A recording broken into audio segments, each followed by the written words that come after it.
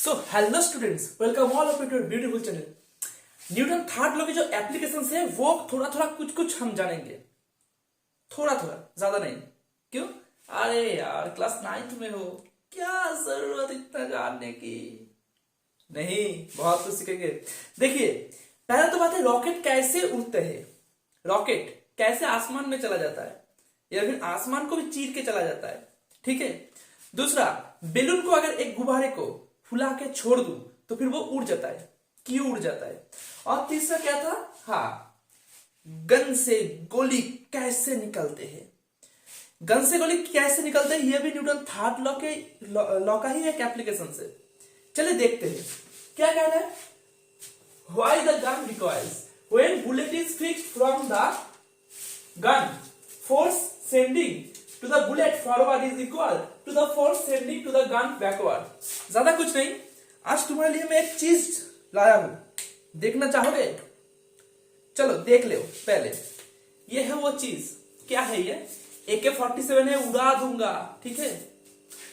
ये मेरा एक स्टूडेंट ने मुझे दिया था कि सर वीडियो करते वक्त आपको जरूरत पड़ेगा, क्योंकि उनको भी क्लास 9 में ऑफलाइन बैच में वो बता रहा था, तो फिर उसको भी गन को जैसे मैंने बोला तो फिर उसने ये दे दिया मेरे को, लाके बना के दिया है। जो भी हो, देखो पहले तो बात है, एक गन ऐसे पकड़ दिया मैंने, ठीक है, ऐसे ही पकड़ते हैं।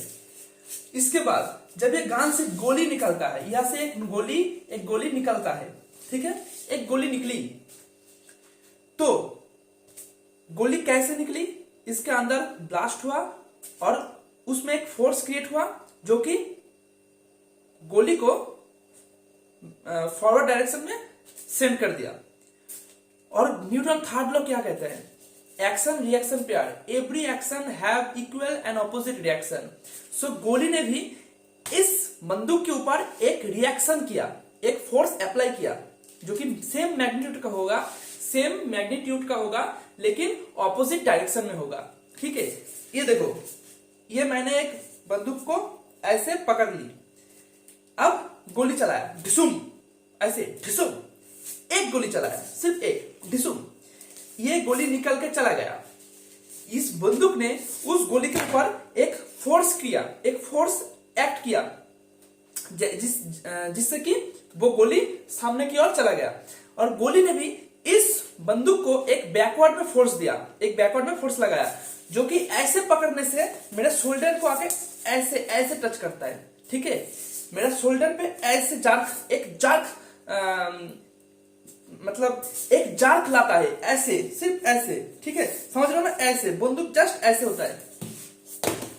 अब इतना तो समझ क्या ही हो गया कि न्यूटन थर्ड लॉ यही कहता है कि मैं अगर किसी के ऊपर फोर्स लगाऊं तो वो भी मेरे ऊपर रिएक्शन फोर्स लगाएगा, वही यहाँ पे बताया गया था। अब देखो, एक जीबी मतलब फोर्स जो गन ने, जो बुलेट ने गन के ऊपर लगाई, उसका ऑपोजिट होगा, क्या होगा ना? सेम मैग्नीट्यूड का होगा। एक मिनट जरा एक मिनट रुकना। हाँ देखो, बुलेट ने जो फोर्स गन के ऊपर लगाई सेम मैग्नीट्यूड का, लेकिन ऑपोजिट डायरेक्शन, ये जो माइनस साइन है ना, ये जो माइनस साइन है इसकी वजह से है। ये माइनस साइन क्यों है? क्योंकि ऑपोजिट डायरेक्शन पे फोर्स लगाया है। किसने किसके ऊपर लगाया है? गन ने, गोली ने, हाँ, गोली ने गन के ऊपर लगाया। जैसे कि गन ने गोली के ऊपर लगाया था बुलेट के ऊपर, वैसे ही बुलेट ने गन के ऊपर एक ऑपोजिट फोर्स एक्ट किया।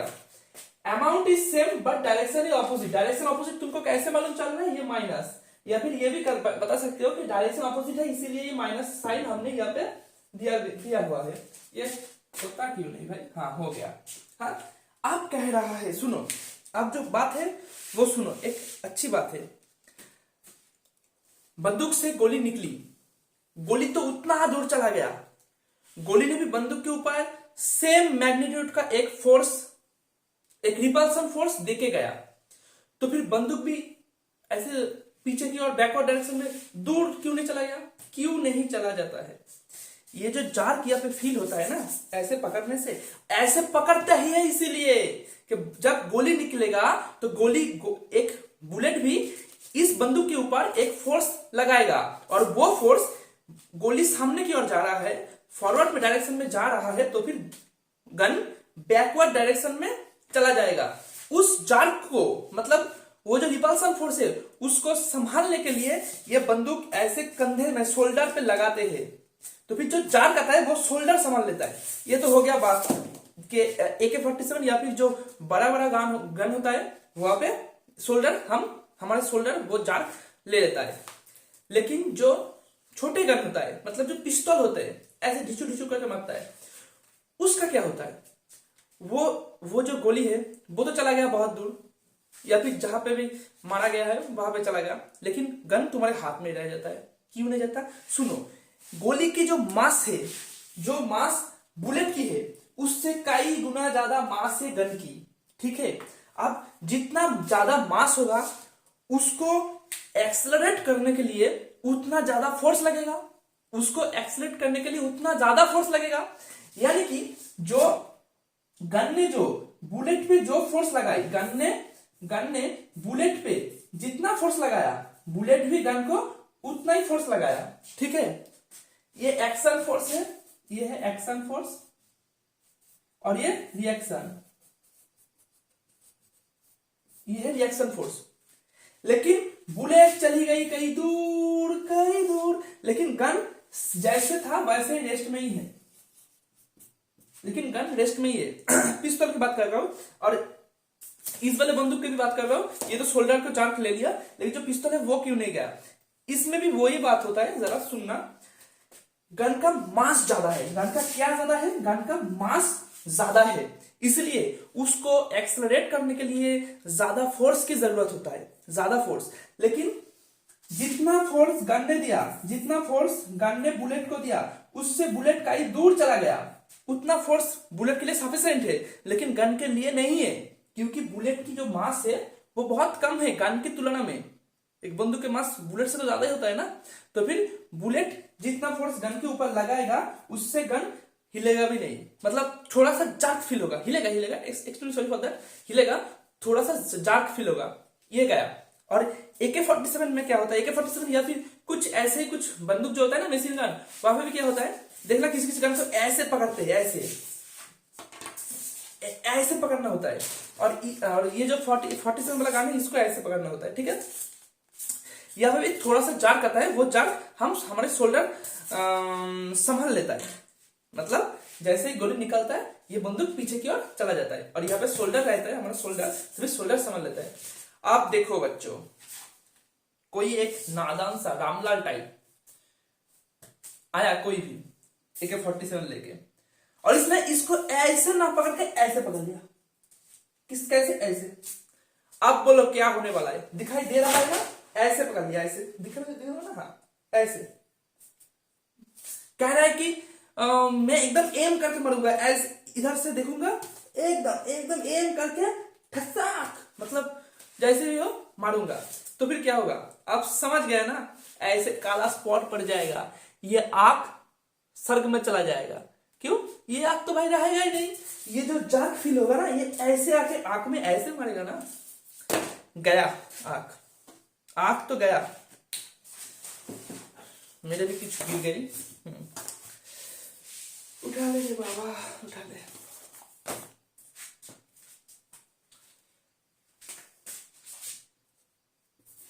जरा मिट गया है उसको जरा लिख लो। ये gun is less than the acceleration of bullet.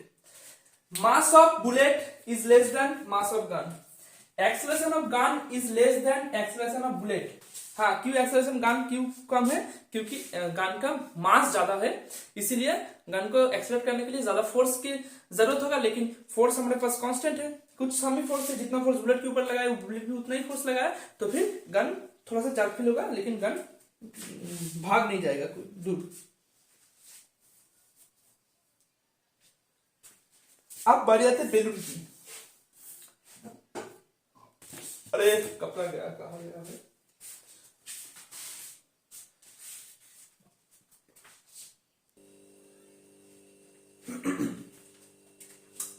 देखो, फोर्स का फॉर्मूला क्या होता है? Force is equal to mass into acceleration. अब जो गन है हमारे पास, जो बंदूक है, उसका मास क्या है? ज्यादा है, उसका मास ज्यादा है ना, इस फॉर्मूला को हम ऐसे भी लिख सकते हैं ना, mass is equal to force बटे acceleration. Mass is equal to acceleration को लेफ्ट साइड में लाया तो फिर ये F के नीचे हो जाएगा डिवाइड में, तो फिर हो जाएगा mass is equal to force by acceleration. तो फिर क्या आएगा, जितना ज्यादा मास उतना ज्यादा फोर्स उतना कम एक्सेलरेशन। ये समझ में आया। बंदूक के केस में क्या था, बंदूक की मास गन से ज्यादा था, बंदूक की मास गन से ज्यादा था, तो फिर मास इंक्रीज था, तो फिर उसके लिए फोर्स ज्यादा लगाना पड़ता, लेकिन फोर्स हमारे पास था कांस्टेंट। फोर्स हमारे पास क्या था कांस्टेंट। जैसे ही गन ने बुलेट के ऊपर जो फोर्स लगाया, फोर्स बुलेट में भी सेम फोर्स लगाया था ना, तो फिर फोर्स कांस्टेंट था, तो फिर एक्सेलरेशन को तो घटना ही था। इसीलिए बंदूक में एक्सेलरेशन कम होता है पीछे की ओर, और गन में ज्यादा होता है कि गन का जो मास है वो कम है। अगर गन का मास कम है तो फिर फोर्स अगर कम लगाएंगे तो उससे एक्सेलरेशन ज्यादा चला जाएगा। तो देखियो, गन एक फोर्स लगाया बुलेट के ऊपर और बुलेट भाग चला, क्योंकि उसका मास कम था तो फिर एक्सेलरेशन ज्यादा हो गया। कम था एक्सेलरेशन ज्यादा हो गया, हाँ मास कम था एक्सेलरेशन ज्यादा हो गया। अब देखो एक बेलून, एक गुब्बारा है, गुब्बारा वो क्या हो रहा है, ऊपर की ओर जा रहा है। क्या क्यों? क्योंकि हमने उसको फुला के, नीचे धागा नहीं बंधा, हमने उसको फुला के ऐसे छोड़ दिया, ऐसे फुला है, फुल गया। रुको मेरे पास बैलून है, रुक जाओ एक मिनट जरा।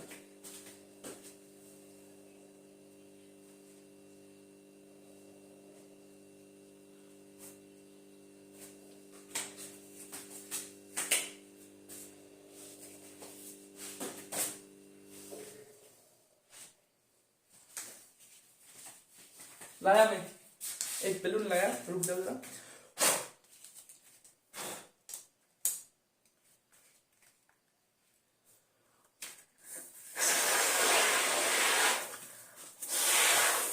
देखो ये हुआ एक बैलून, ठीक है, ये हुआ एक बैलून।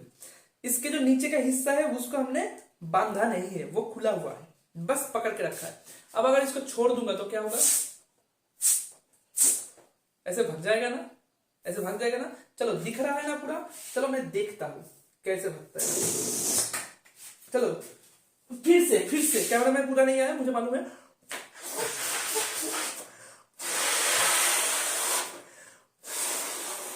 चलो इतना फुला लिया। अब इसको अगर छोड़ दूंगा तो क्या होता है, देखो मैं बता देता हूं, बैलून ऊपर चला जाएगा।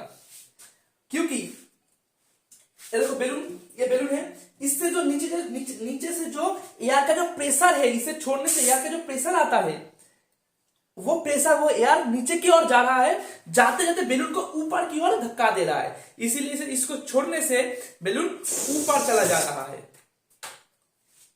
समझा ना बात?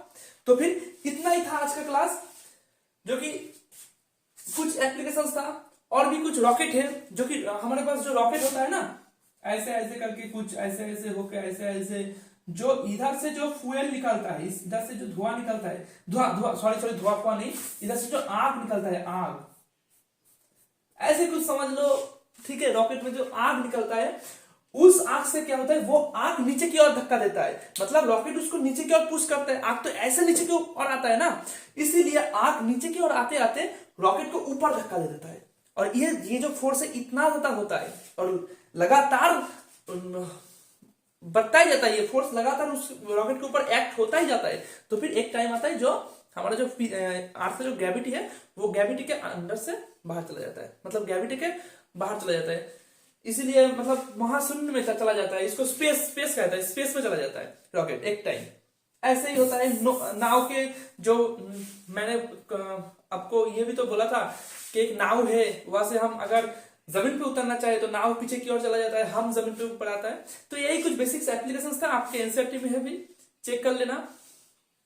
मेन जो था मैंने गन के ऊपर गन लेके बता दिया है, शायद आपको समझ में आ गया। नहीं आया तो कमेंट में जरूर बताना क्या समझ में नहीं आया, फिर से बता देंगे हम, कोई बात नहीं। चलिए मिलते हैं नेक्स्ट लेक्चर में, तब तक के लिए ओके बाय।